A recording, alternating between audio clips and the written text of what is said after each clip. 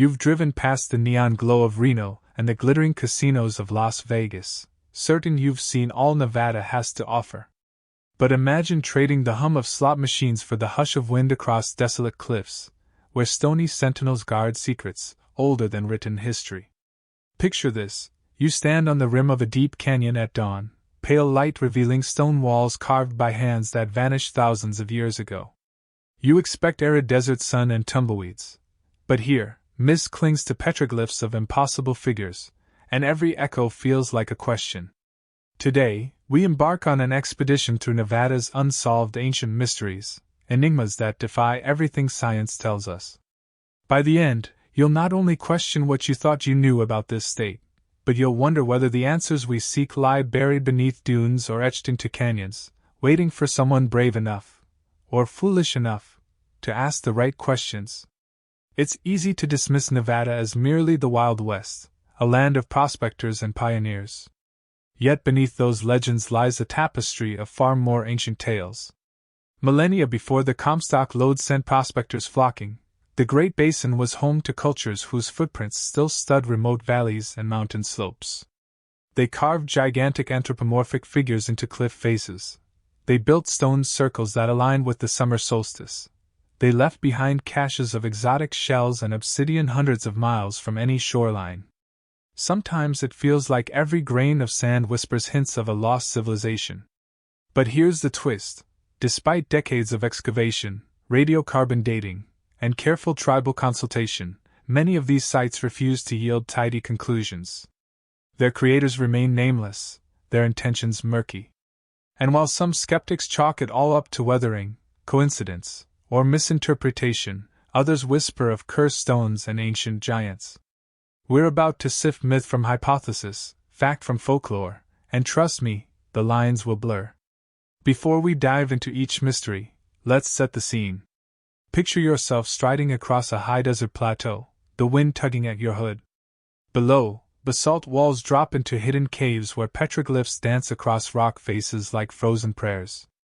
Overhead, hawks wheel in thermals, as they might have when ancient people gazed skyward, scribbling star maps on stone.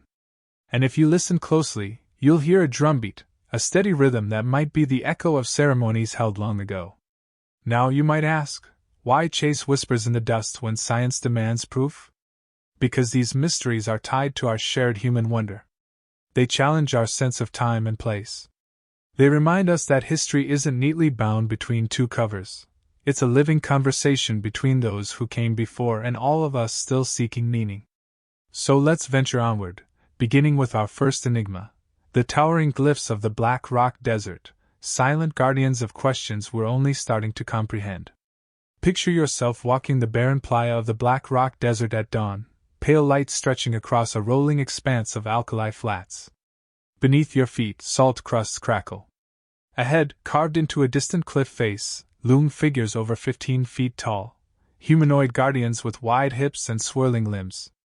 This is Mystery 1, the ancestral giant petroglyphs. Radiocarbon tests on charcoal remnants at their base date to roughly 3,500 years ago, linking them to nomadic hunter-gatherers of the Great Basin culture.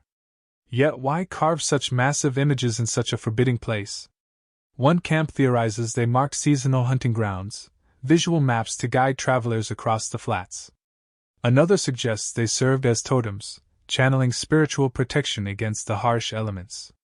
Still, for all the burned brush and flint tools left behind, we lack any written record or oral tradition, no tale of giants or stone sentinels.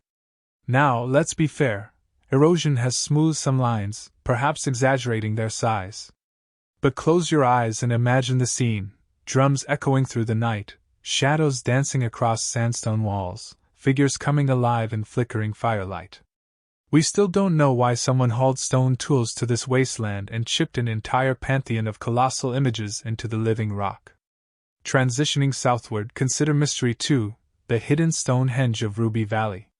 Picture a secluded basin ringed by sagebrush and towering peaks, where a near-perfect circle of granite monoliths rests in silence. Discovered only in the late 20th century by a group of geologists surveying mineral deposits, its stones align almost exactly with the summer solstice sunrise, Yet this alignment defies the random scatter of geological processes. Dating these megaliths has proven thorny. Lichen growth suggests an age somewhere between 4,000 and 6,000 years. But without organic burial material, radiocarbon dating remains elusive. One hypothesis posits an astronomical observatory, used by itinerant shamans tracking celestial movements to signal planting seasons or spiritual festivals.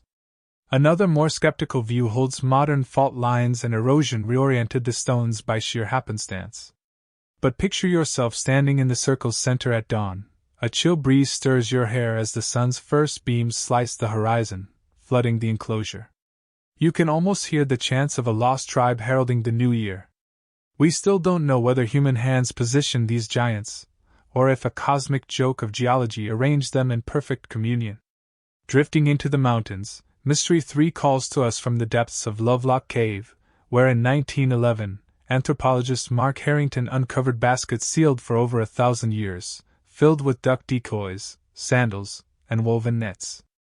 The Lovelock people, ancestors of the Paiute, left behind a wealth of artifacts, yet among them appeared something far stranger, shards of ancient textiles dyed in indigo and crimson hues more vibrant than those made by any known pre-Columbian culture in this region. These startling colors hint at extensive trade networks, perhaps stretching to coastal tribes or even Mesoamerican contacts. Some scholars theorize an early trade route across the Rockies, connecting Nevada hunters with advanced textile weavers. Others caution that natural dyes from local plants could produce similar pigments under ideal conditions. Still, picture yourself crouched on the cave floor, torchlight reflecting off intricate basket patterns, the scent of ancient reeds perfuming the air. Now, let's be fair. Cave conditions can preserve objects in ways that distort their original context. Yet the vivid dyes insist on some forgotten story of exchange, inked in threads and now unraveled by time. We still don't know how these textiles traveled so far or what stories they carried. Heading west toward Pyramid Lake, Mystery 4 gives us the Devil's Corral, a ring of volcanic boulders arranged in a shallow basin, each roughly the size of a small car. Early settlers believed the stones were natural, slick patterns on their surfaces from lava flows, but local Paiute legend speaks of a council of eaters, giants who gathered here to feast beneath the full moon. Geologists found microscopic striations suggesting the stones were deliberately shaped, their positions matching not just lunar, but also meteor showers recorded by cultures as distant as the Olmec. One camp argues the pattern is too precise to be random, indicating a prehistoric astronomy ritual site. Another counters that seismic shifts over thousands of years could jostle rocks into deceptive alignments. But picture yourself crouched at the edge, moonlight glinting on basalt, shadows creating phantom figures among the stones. You can almost hear whispered chants in the wind, giants feasting under the heavens. Still, for all the lore and lithic analysis, we don't know what ceremonies unfolded here, nor who carved stones this large without the wheel. We still don't know. Moving east, Mystery 5 arises at Cathedral Gorge, when narrow canyons sculpted by wind and water hide a labyrinth of petroglyphs depicting serpentine creatures and winged figures. Archaeologists date them between 2,000 and 4,000 years old, attributing them to the Fremont Bridgewater culture, known for basket weaving but not for grand rock art. Yet these panels rival anything in Chaco Canyon, both in scale and complexity. Some experts propose a lost subculture that merged Fremont traditions with influences from the Colorado Plateau. Others argue the style evolved locally, an isolated burst of artistic innovation long since extinguished. Picture walking the zigzagging corridor, walls glowing amber at sunset, glyphs seeming to slither and rise in the flickering light. Imagine the sun-warmed stone beneath your hands, the echo of footsteps in the narrow gorge. We still don't know whether these images marked clan territories, sacred pathways, or warnings of some ancient force. We still don't know. To the north lies Mystery 6, the stone circles of Humboldt County, a series of low rock rings, some no more than waist high, that dot rolling hills. Once thought to be natural cairns, careful surveying revealed consistent diameters, interlocking arcs, and alignments with lunar standstill points. Carbon fragments from nearby hearths date to around 3,800 years ago, suggesting ritual use. One tantalizing theory links the circles to shamanic journeys, each ring representing a layer of the cosmos. Another posits a calendar system tracking lunar extremes for agricultural or ceremonial purposes. But here's where it gets tricky. No human remains were found, and local tribal histories don't mention these structures. Picture circling one at midnight, stars overhead mirrored by stones beneath your feet, an earthly reflection of the heavens. You feel the pull of ancient ceremonials, the slow turning of celestial wheels. We still don't know who built these circles, why, or what songs they sang beneath the lonesome sky. Finally, Mystery 7, the lost lake shipwreck of Lake Tahoe. Unlike our other sites, here water swallowed the evidence. Divers discovered a wooden hull resting in crystal depths, carbon dated to the 14th century, long before European explorers set eyes on the lake. The vessel's construction features mortise and tenon joints more reminiscent of Mediterranean shipwrights than Native American dugouts. Could early Polynesians or Norse sailors have crossed the Pacific to leave a single wreck in America's inland seas? Critics caution contamination or misdating. They point to possible indigenous dugouts misidentified by modern eyes. Still, picture yourself submerged in icy, clear water as your flashlight reveals ornate carvings on the hull, whorls and spirals echoing designs at Pyramid Lake hundreds of miles away. You surface, breath catching at the thought that ancient voyagers might have mapped routes we've long forgotten. We still don't know who built this boat, why they voyaged inland, or where they went next. All these mysteries, from giant glyphs to submerged wrecks, share a common thread. They challenge our timelines and our assumptions. They ask us to imagine giants carving stone, tribes trading exotic dyes across mountains, strangers sailing into unknown lakes. Yet for all the data, radiocarbon dates, petrographic analyses, ethnographic records, science still leaves gaps. And sometimes those gaps are the most exciting places of all, where myth and method collide. As you've journeyed with me across Nevada's hidden canyons and secret sharps, I hope you've felt that same shiver of wonder and skepticism that drove the first explorers to these remote places. Because in chasing answers, we uncover more questions. We remind ourselves that history isn't static, it's a living, breathing tapestry we're still weaving. So let's bring it home. We began by swapping casino lights for sandstone shadows, expecting tumbleweeds and finding titans instead. We've traced trade routes in textile dyes, aligned stones with solstices, and imagined giants feasting under the full moon. Each site whispers of hands we cannot name and stories we cannot finish. Together, these enigmas paint a portrait of ancient Nevada as a crossroads of cultures, a theater of astronomical rites, and perhaps even a stage for mythic beings. What does it mean that so many questions remain? Maybe it's a call to humility. Our ancestors understood this land in ways we're still deciphering. Or maybe it's an invitation to continue exploring, to pick up a shovel or a trowel, and to keep listening to what the stones have to say. Keep digging, some secrets still lie just beneath your feet. You step closer to the cliff face, the ground beneath you humming with quiet energy, as if the earth itself remembers the hands that first chipped these immense figures. The tallest among them towers over 15 feet, its limbs spread wide, hips accentuated in exaggerated curves, as though celebrating fertility or commanding the wind itself. The swirling patterns etched into its torso resemble concentric ripples, perhaps a map of water sources long since vanished beneath shifting sands. Nearby, a smaller companion figure crouches in a gesture that could be supplication or defense. Remarkably, these petroglyphs sit more than a dozen miles from the nearest known campsite, requiring a multi-day trek across hostile terrain.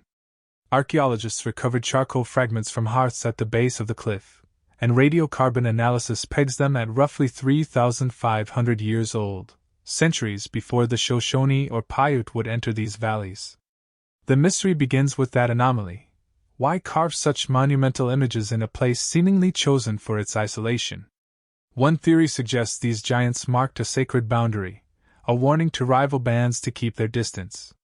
Supporting this, excavations unearthed obsidian projectile points scattered around the site, indicating it was once a hub for intermittent gatherings, ritual hunts perhaps, rather than permanent settlement. Yet the obsidian source lies over 100 miles east, atop the Wild Horse Range, signaling extensive seasonal migrations or trade networks. How did these people transport heavy goods across mountains and deserts? Did they follow established trails still unrecognized today? Or were these petroglyphs meant less for human travelers and more for celestial patrons, carved to be visible from high-flying creatures, animating sky and stone in a single stroke? But here's where it gets tricky. Weathering has softened many lines, and wind-blown grit has eroded finer details, leaving us to debate whether the ripples on the figures' chests represent water symbols or purely decorative motifs. Some scholars argue that what looks like arms outstretched could originally have been elongated antennae, hinting at shamanic visions of half-animal, half-human entities, a kind of spirit introducer linking earth and sky. Yet no ethnographic record among descendant tribes mentions such beings at this locale. When Paiute elders were consulted, they spoke of stone watchers on distant mountains but offered no stories of giants standing sentinel in the desert. Still, for all the ambiguity, the scale is undeniable. Imagine raising a scaffold, hauling stone-shaping tools, and working under the relentless sun or moonless night. The effort alone implies ritual significance far beyond mere artistry. Picture yourself tracing those carved limbs with a finger, the rough basalt warm beneath your palm. Feel the breeze that once fanned incense or burning sage, carried from a fire whose smoke curled across the faces of these silent colossi. In the orange glow of sunrise, the figures come alive as your shadow stretches across the rock, your own body superimposed over centuries of lost worship. You can almost hear distant drums, the steady beat guiding chants that echoed off canyon walls, calling humans to commune with forces unseen. Yet for all the romance of ritual, we must ask, were these guardians meant to protect or to challenge? Did they serve as stoic witnesses to ceremonies? Or did they embody spirits invoked to guard hidden water caches? Still, for all the evidence of ritual torches and tool fragments, we lack any associated burials or ceremonial debris beyond the immediate carving site. No caches of ceremonial blades or carved masks. And whereas comparable rock art in neighboring Utah reveals detailed hunting scenes and mythic narratives, Nevada's giants stand alone, devoid of accompanying pictographs that might tell their story. We don't know whether they were part of a larger mythos, perhaps narrating a creation tale in which colossal ancestors shaped the land, or if they represented deified ancestral chiefs whose names are lost to time. Now, let's be fair, nature can produce forms that mimic art. Erosion can gouge channels that resemble limbs, and mineral staining can outline shapes that suggest eyes or mouths. Yet closer inspection reveals unmistakable chisel marks, parallel channels where stone flakes were pried away, consistent with known prehistoric carving techniques. And the scale, no natural process could contrive the synchronized proportions of multiple figures spaced evenly along a vertical face. Radiometric and comparative lithic analyses converge on the conclusion that these are the work of human hands, not random geology. Picture yourself returning at midnight, when moonlight pools like silver water on the desert floor. The giants loom as dark silhouettes against the night sky, and if you stand quietly, you'll hear the susurrus of wind swirling around crevices, like whispered voices of watchers unseen. Somewhere in that hush lies the heartbeat of questions we cannot answer. Who carved these figures, guided by what vision or command? What stories did they tell around campfires when they returned from this place? And as the wind carries away your last footprints, you realize that each step forward only deepens the enigma. We still don't know why someone hauled stone tools and lanterns across rugged plains to sculpt colossal figures on an isolated cliff, nor what purpose those giants once served. But perhaps that's the point. These silent sentinels refuse to be locked into tidy theories. They stand as testament to a world we glimpse only in fragments, where art, ritual, and survival intertwined in ways we have yet to decipher. And as the desert wind sweeps across the playa and through the hollows, it carries a promise. If we listen closely, if we keep our eyes open to patterns in stone and sand, we may one day fill in the missing chapters of this ancient story. Until then, the giants remain, watching over a land eager for answers but content, perhaps, to honor the questions themselves. You push onward from the giant's cliff, your footprints weaving through sagebrush as the sun climbs higher. Soon the earth dips into a hidden basin where granite spires loom in a near-perfect circle, Mystery 2, the hidden Stonehenge of Ruby Valley. The first glance deceives you into thinking these monumental blocks are the result of ancient volcanic upheaval, but the moment you step inside the ring, the precision of alignment becomes clear. Each slab stands upright, their flat faces oriented toward the point where the summer solstice sun slips above the eastern horizon. It's as if someone planned this amphitheater to catch a single, golden beam on a single, sacred morning thousands of years ago. Archaeologists who first surveyed the site in the 1980s measured the circle at nearly 50 feet across, with each monolith averaging 6 feet tall and weighing over 2 tons. Lichen analyses suggest the stones have stood undisturbed for at least 4 millennia, too long for mere happenstance to have arranged them so deliberately. Yet no tools, no quarry pits, not a single fragment of work stone lies nearby to reveal how ancient builders cut and transported these heavy blocks through valleys blanketed in snow half the year. Could they have hauled them on sleds, lubricated by animal fats? Or perhaps they tugged them inch by inch with ropes braided from sagebrush and willow? Now, let's be fair. Some geologists contend that seismic activity and freeze-thaw cycles could have heaved fractured stone into vertical positions, naturally aligning them over long spans. But stand in the circle at dawn on June 21st, and feel the chill of pre-dawn air give way to a shaft of light slicing the shadows in two. That moment of perfect illumination seems too orchestrated to be a geological accident. Picture yourself in that narrow sliver of sunlight, the breath in your lungs hanging misty in the air, as the golden ray strikes the center of the ring like a spotlight on an invisible stage. You almost expect drums and chanting to rise from the stones themselves. Historical context deepens the mystery. Nearby dry lake beds once brimmed with water, supporting fish and waterfowl that drew early hunter-gatherers. Seasonal camps radiated out from these shores, and trade goods, including obsidian from sources more than 100 miles away, have been found in local middens. Could the circle have functioned as an astronomical observatory, used to predict seasonal migrations of game? Maybe shamans ceremonially marked the sun's highest arc, calling the tribe to celebrate abundance. Yet no hearths, no pottery shards, no ritual caches have been discovered within the circle's bounds.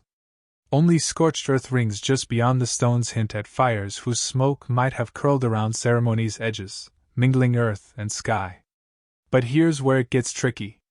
Some scholars propose that rather than a calendar, the site served as a territorial marker, a bold declaration of ownership by an elusive group known only through scattered arrowheads and shell fragments. Those shells, sourced from coastal lagoons hundreds of miles west, testify to trade networks spanning mountains and deserts. Did traveling merchants pause at this ring, offering obsidian blades in exchange for dried fish and woven baskets? Or did the builders themselves journey westward, bringing stones and stories back to these hills? Transitional theories abound. One fringe hypothesis claims the ring aligns not just with the solstice sunrise, but also with the rising of the star Aldebaran some 4,200 years ago, a coincidence that would require knowledge of precession long before history credits astronomers with such measurements. Skeptics dismiss this as numerology run amok, yet the calculations for celestial alignments match almost too neatly. Still, for all the mathematical marvel, without any inscriptions or petroglyphs to contextualize the star's significance, we're left to wonder whether the builders tracked the heavens to guide planting seasons, to honor sky gods, or perhaps to calibrate mythic stories tied to celestial wanderers.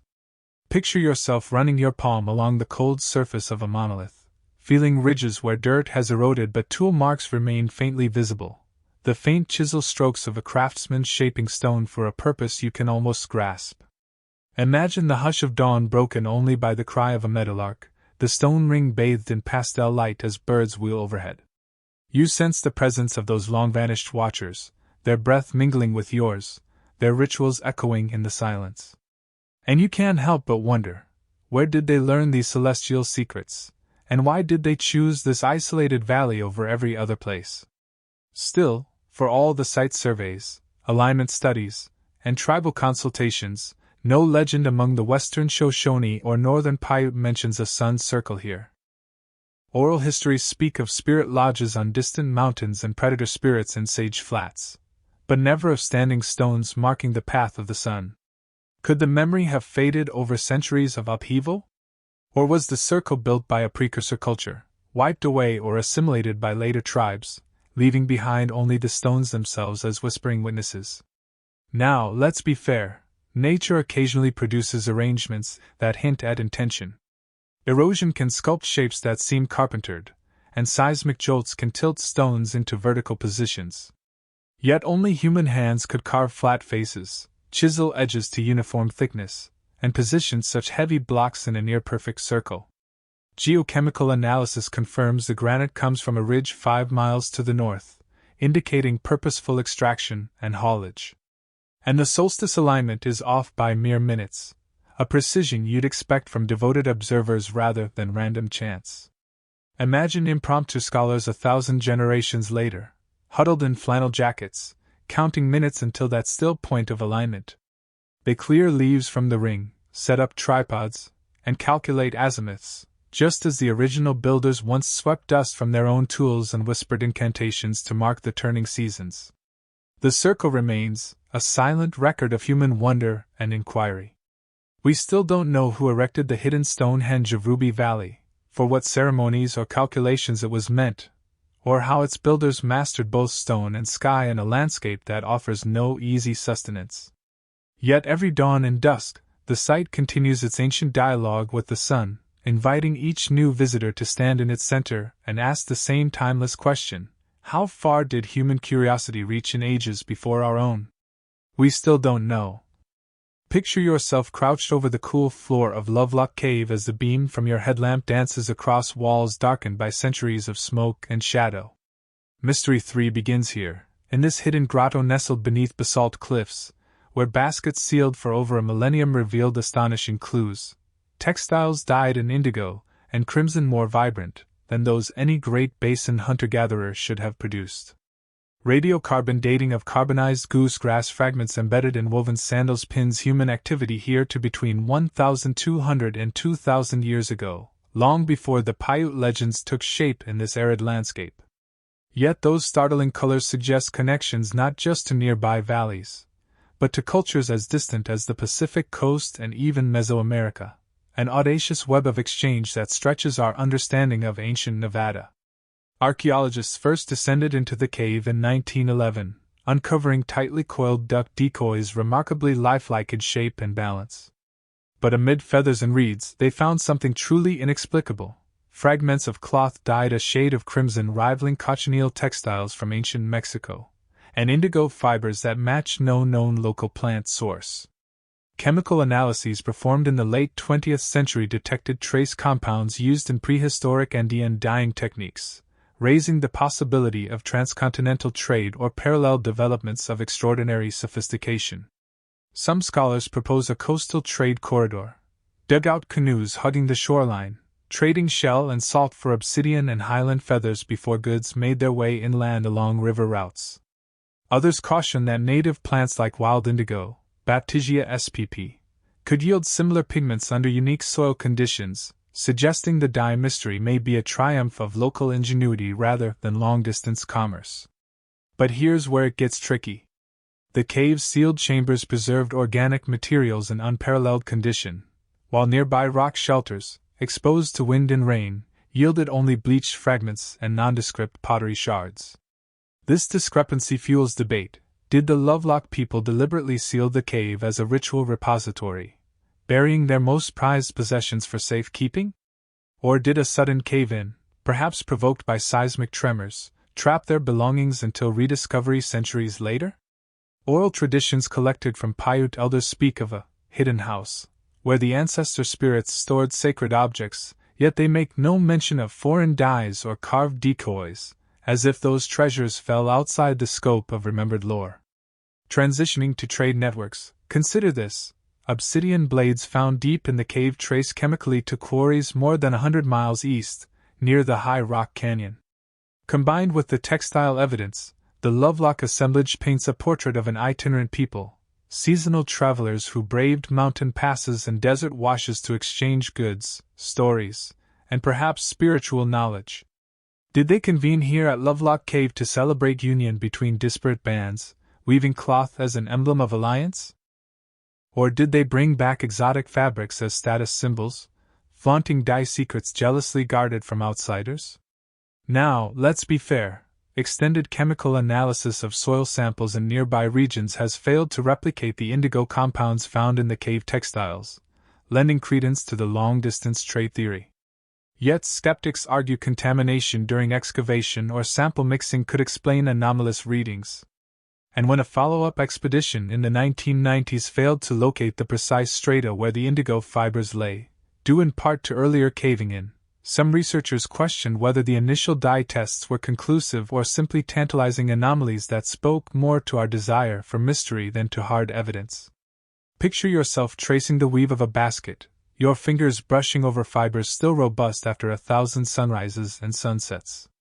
The rhythm of coiled reeds under your touch feels like the heartbeat of a vanished community, each loop a testament to survival and artistry. Imagine the flicker of torchlight illuminating carvings on the wall, a series of curving lines that scholars have variously interpreted as watercourses, bird tracks, or shamanic visions. Now, let's be fair, erosion and soot obscure many details, and no consensus exists on their meaning. Some claim the motifs map seasonal marshes where waterfowl congregated. Others see an aerial perspective, a spiritual guide charting the path of dream journeys. Either way, the interplay of art, utility, and belief here is undeniable.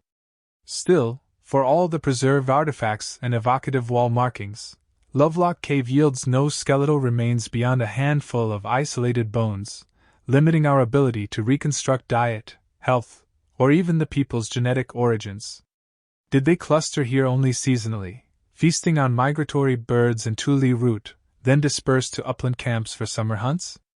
Or was Lovelock a sacred enclave, visited only at times of ritual importance, its treasures curated by a select class of shamans and elders?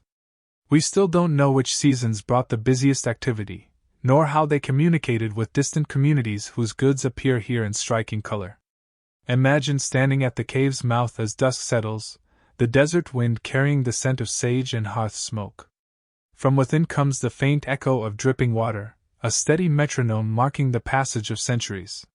Somewhere in that drip, if you listen closely, you might hear the click of weaving fibers, the whisper of distant voices trading tales, stories that remain just out of reach, like the crimson threads stolen by time. We still don't know whether those dyes traveled thousands of miles by human hands or bloomed here in secret, but the cave's silent walls compel us to keep asking, keep exploring, and keep honoring the artistry of those who walked these canyons long before our own footprints. We still don't know. Picture yourself stepping onto the margins of Pyramid Lake, the water a glassy mirror reflecting peaks that cradle ancient rumors, and ahead lies the Devil's Corral, a shallow basin strewn with basalt boulders the size of small cars, each hewn into rough blocks that form an uncanny ring around a central depression. This is Mystery 4, the Devil's Corral of Pyramid Lake, where geology and legend collide in a puzzle no expert can fully untangle. Seeded nearly a century ago by settlers who dismissed the arrangement as natural volcanic fallout, the ring only revealed its true strangeness when detailed mapping in the 1970s showed each boulder's placement corresponded almost precisely to the lunar standstill points, those extreme northern and southern moonrise locations occurring only every 18.6 years. Now, let's be fair, basalt columns often fracture in polygonal shapes, and seismic shifts could tumble them into approximations of circles. Yet the stone's polished faces and subtle bevels hint at deliberate shaping. Petrographic analysis of chisel-like striations confirms tools were used to trim sharp edges. Geological surveys placed the ring's erection somewhere between 3,000 and 4,000 years ago, a period when local Paiute ancestors thrived on tufa fish traps and tule reed harvesting along these shores. But why mark the moon's oscillations here, far from any known village site? One hypothesis suggests a secretive lunar cult convened beneath full moons, invoking water spirits to bless marshy gardens and canoe launches. Metaphoric, giant eaters, from tribal lore might even have lent the site its eerie moniker, guardians of the moon's blessings. Still, tribal elders share only fragments. Stones that drink moonlight, one Paiute storyteller murmured. They watch the tides of night. Other scholars propose the corral served as a navigational aid, guiding fishermen by lunar azimuths when shoals of cutthroat trout swarmed shallow bays. Yet evidence of fish remains near the circle is scant, and no nets or hooks have turned up despite meticulous dives. Then there's the sensational suggestion, uncomfortable for traditional archaeology, that the arrangement commemorates a council of giants, mythic beings said to roam these islands under silver tides.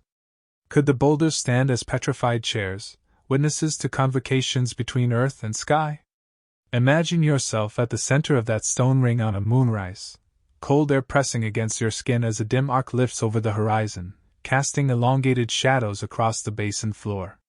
You hear the soft lapping of water, the distant cry of a loon, and in that hush, your heartbeat seems to echo the slow swing of lunar gravity. Picture ancient watchers tracing patterns in the sand, finger-thick lines mapping the moon's journey, invoking chants that rose in tandem with tidal pulses. Still, for all the careful surveys, for all the tribal whispers and geochemical dating, we lack any associated hearths or ceremonial debris here, no charred bones, no shattered vessels, nothing to anchor theories in tangible ritual.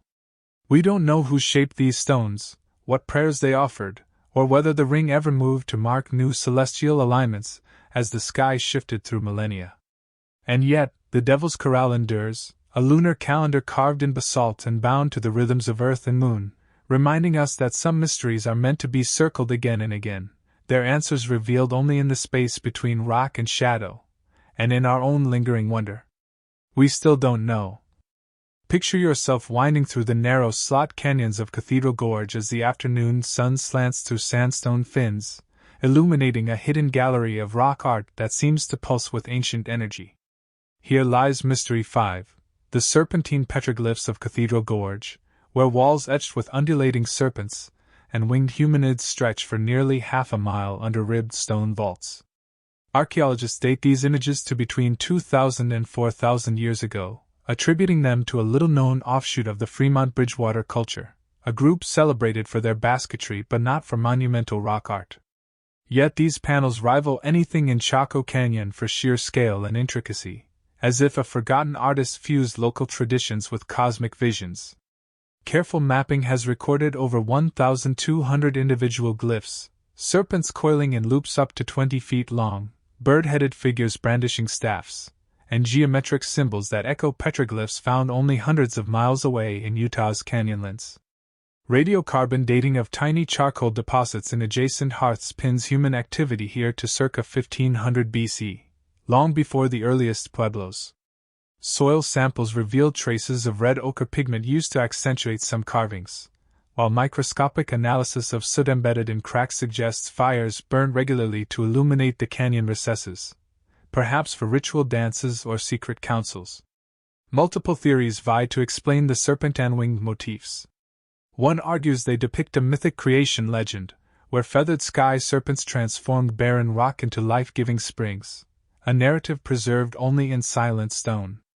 Another contends the winged figures represent shamans in trance, their bodies merging with bird spirits to access higher realms.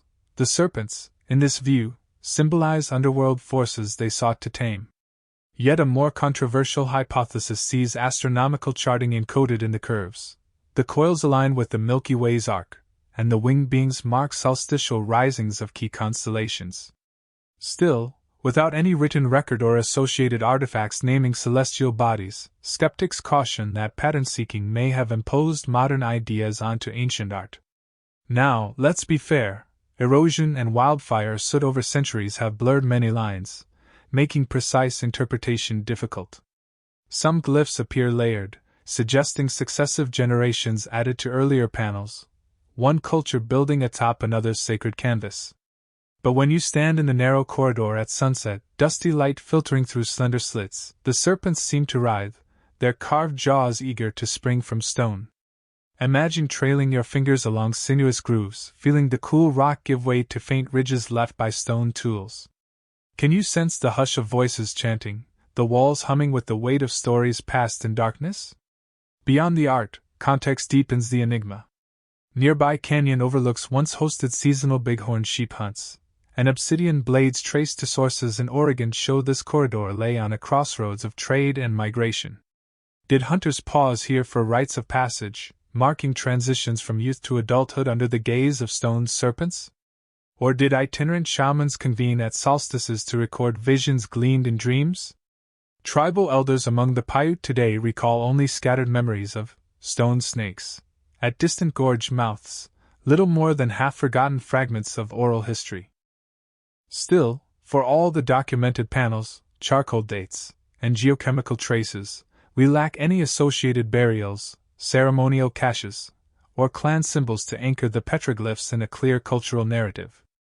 We still don't know whether these carvings were warnings to trespassers, invitations to initiates, or cosmic maps coded in rock. We still don't know.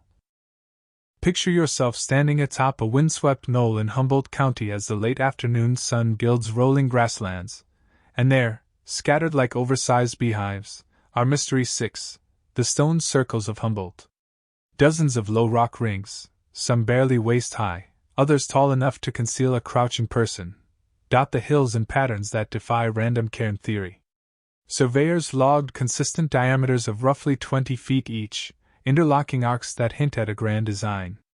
Radiocarbon fragments of charcoal from hearths just outside the rings date to around 3,800 years ago, indicating repeated human activity. Yet no skeletal remains or tool caches lie within the circles themselves, only stones meticulously arranged, as if the earth itself drew rings to mirror the night sky. One hypothesis holds that these rings served as shamanic portals, each circle representing a cortical layer of the cosmos, a space where a chosen few crossed into spirit realms during trance rituals. Supporting this, microscopic traces of red ochre and pulverized mica, materials prized for their shimmering, otherworldly glow, linger on several stones. Another theory posits a lunar calendar.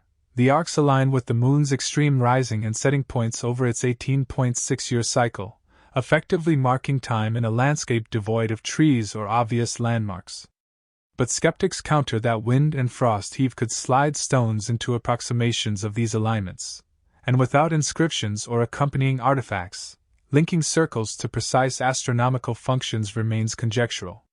Now, let's be fair. No oral history among the northern Paiute mentions these low-lying rings. Elders speak of gravel ridges where spirits dance, but these stone circles are absent from tribal narratives, suggesting either a precursor culture wiped from memory or a deliberately secret ritual known only to an initiated few. Picture yourself at midnight, the Milky Way arching overhead, each stone ring dotted by starlight like reflections on dark water. You hear your heartbeat echoing as you step from one circle to the next, feeling the pull of ancient ceremonies under an open sky. Transitional clues deepen the mystery, obsidian fragments strewn between the circles traced to a quarry over 100 miles north, cryptically tying these sites to trade and travel routes. Was this a waypoint for seasonal gatherings, an ephemeral assembly ground for disparate bands seeking union or conflict resolution? Or were the rings built gradually, generation by generation, each adding stones in silent homage to an unseen architect? We still don't know who conceived these circles, what songs they sang around converging fires, or which spirits they beckoned from beneath the stars. We still don't know. Now shift your gaze eastward where clear waters lap granite shores, and imagine plunging into the depths of Lake Tahoe in search of Mystery 7, the Lost Lake Shipwreck. At 200 feet beneath the surface, divers found the remains of a wooden vessel, its hull remarkably intact, timbers joined by mortise and tenon techniques more akin to medieval European or ancient Mediterranean shipbuilding than any known indigenous craft. Carbon dating returned a date of approximately 1350 CE, centuries before documented European exploration of North America's interior. Could early Norse mariners or Polynesian voyagers have navigated into this inland sea? Or does the wreck tell a more prosaic tale of native ingenuity misunderstood by modern eyes? One camp suggests a Celtic or Norse expedition, driven off course by storms or drawn by legends of inland seas, slipped through coastal straits, navigated rivers, portaged across valleys, and finally launched their vessel on Tahoe's pristine waters. Echoes of sagas lost in Icelandic scrolls tantalize the imagination. Others argue the ship is a native-built hybrid, a dugout canoe reinforced with imported European timbers traded through colonial channels, misdated by biofouling on hull samples. Yet petrographic analysis of wood samples points to Mediterranean oak, while carved figureheads faintly visible in sonar scans bear motifs resembling Polynesian tanoa, sea guardians that protect and punish in Maori mythology. Now, let's be fair. Waterlogged timbers can absorb contaminants that skew radiocarbon results, and wood trade was surprisingly extensive after the 16th century, leaving room for hybridization theories. But picture yourself descending into the blue, light sweeping across curved ribs encrusted with centuries of silt and alpine lake plankton. You reach out to touch a barnacle-encrusted beam, its surface carved with faint spirals that mirror petroglyphs at Pyramid Lake, hundreds of miles away. The convergence of these designs suggests cultural echoes, trade routes, or imitators paying homage to desert icons in deep water. What navigators, known or unknown, brought this vessel here, and for what purpose? We still don't know who built this ship, what cargo it carried, or why it rests in silent vigil beneath Tahoe's waves. We still don't know. All these enigmas, from colossal cliff carvings to subterranean shipwrecks, form a mosaic of ancient Nevada that defies tidy classification. The giants, the stones, the textiles, the lunar rings, the serpents, the circles, and the ship all share one truth. They whisper of human creativity and curiosity reaching beyond subsistence into realms of cosmology, art, and myth. They remind us that our ancestors charted stars, voyaged across land and sea, wove stories into textiles dyed with exotic colors, and carved their beliefs into living rock. Yet each site withholds final answers, offering only fragments to tease our intellect and stir our wonder. In tying these threads together, we glimpse the contours of a human story that is both local and universal. These mysteries matter because they connect us across millennia. The same drive that led someone to sculpt a 15-foot figure on a basalt cliff propels us to ask who they were, what they believed, and how they saw the world. They remind us that scientific inquiry and mythic imagination are not opposing forces but complementary lenses, one measuring, one marveling, through which we explore our place in the grand tapestry. So keep that sense of wonder alive. Stand on desert plateaus at dawn, descend into echoing caves, circle stone rings under starry skies, and dive into alpine depths. Listen for the murmur of questions that refuse to be silenced by time. After all, history is not simply what we record, it's what we uncover through curiosity, humility, and relentless exploration. Keep digging, some secrets still lie just beneath your feet. As the sun dips below the jagged horizon, casting long shadows across Nevada's vast canvas, we pause at the threshold of all the places we've visited, cliffs etched with colossal figures, granite sentinels aligned to the solstice, hidden grottos brimming with fibers dyed in impossible hues, moonlit stone corrals beside whispering lakes, serpentine galleries and echoing slots, concentric rings on windswept knolls, and the ghostly timbers of a ship lying beneath crystalline waters. Each site stands as a separate enigma, yet seen together they form a tapestry of human aspiration, ingenuity, and belief stretching across millennia. We started by shedding the familiar glare of casino lights to step into deserts and caves where every grain of sand, every chiseled groove, seems to pulse with the breath of vanished communities. And now, after tracing those ancient footsteps and listening to their lingering echoes, we arrive at a place of reflection, asking not only what these mysteries reveal about ancient Nevada, but what they say about us, here and now. Imagine standing on a windswept mesa at twilight, the last glow of day fading into starlit black. You are neither archaeologist nor tribal elder, yet in these moments you become part of a continuum, a curious observer picking up where countless seekers pause before you. You share a breath with a stone giant carved 3,500 years ago, your heartbeat matching the rhythmic chisel strikes of an unknown craftsman. You find kinship with shamans who once gathered under the moon's extreme arcs, your candlelit vigil echoing their chants. You become a voyager alongside those who, whether guided by Polynesian currents or medieval mariners' lore, navigated rivers and portaged across mountain passes to launch a vessel on Lake Tahoe's glassy surface. These connections transcend time, reminding us that the hunger to know, to create, to mark meaning on the landscape, is woven into our DNA. And yet, for all the data, radiocarbon dates, geochemical assays, celestial alignments, we confront the persistent gaps. Science provides tools to narrow ranges and eliminate errors, but it cannot resurrect the songs sung beneath those arches of rock nor translate the names the builders once spoke. Myth fills those voids with giants and lost tribes, with spirits draped in ochre and brine, but myths shift and multiply with every retelling. Anthropology, folklore, geology, and astronomy each offer a lens, yet none yields a complete picture.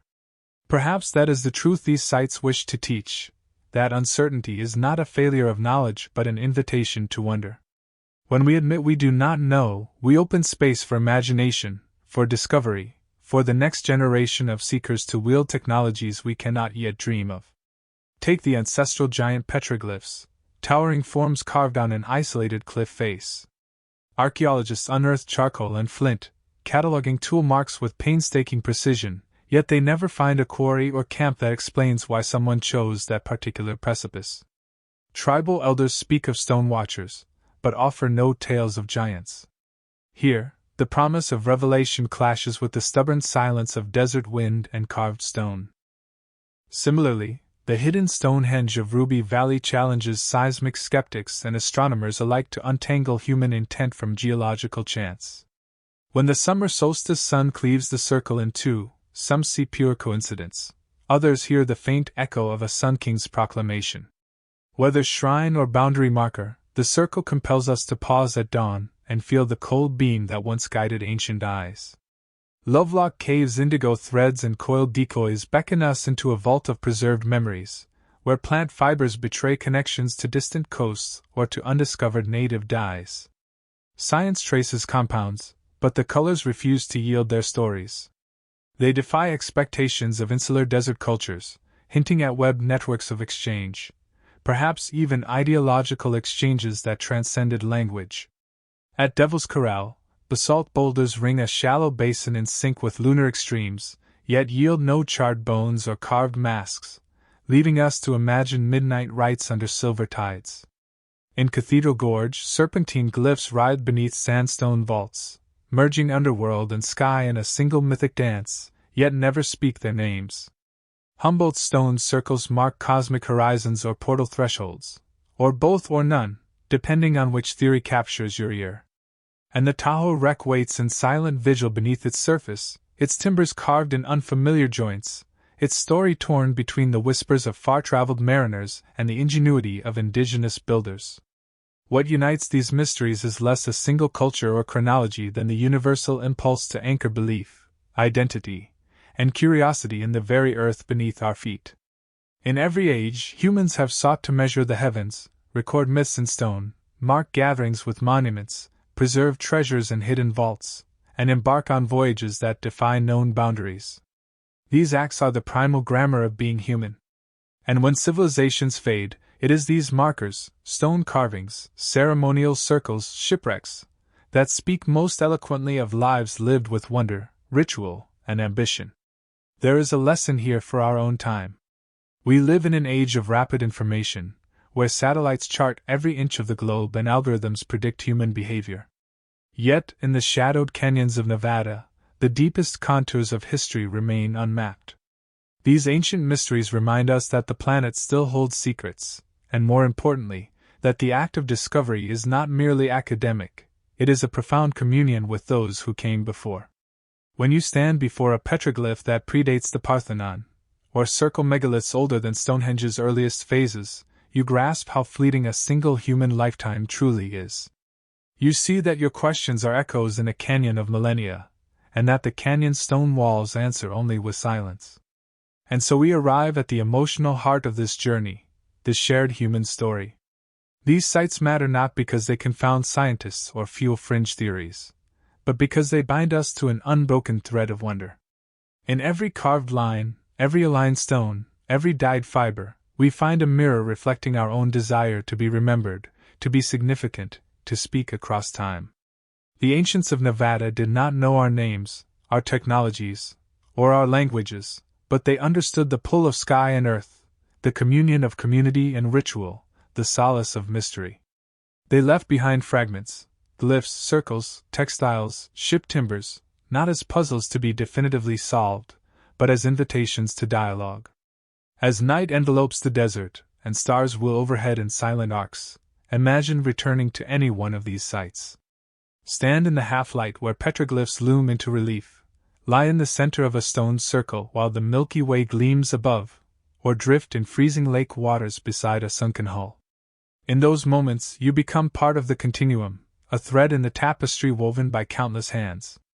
And you carry with you the stories you've heard, the images you've imagined, the questions you still whisper to the wind. Perhaps your own footprints will mark the first step in a new chapter of discovery, one where advanced ground-penetrating radar, DNA analysis, or underwater archaeology finally tease out clues that static methods have missed. Or perhaps the sites will remain as stubbornly silent as ever, their greatest gift being the questions they leave unanswered. Ultimately, Nevada's unsolved ancient mysteries teach us humility and hope in equal measure. They remind us that no matter how much we know, there will always be more to learn. They confirm that mystery is not a gap in knowledge to be filled, but a spark that ignites the human spirit. They invite us to view the world not as a closed book but as an endless scroll, where each new exploration adds a verse to the epic of human experience. And they reassure us that as long as there are canyons to carve, stones to circle, caves to seal, and depths to dive, our collective story will continue, driven by curiosity, bound by wonder, enriched by every question asked and every answer sought. So here is your open invitation: keep digging, some secrets still lie just beneath your feet. Whether you are a scholar, a storyteller, or simply a curious traveler, take up the torch and follow the echoes.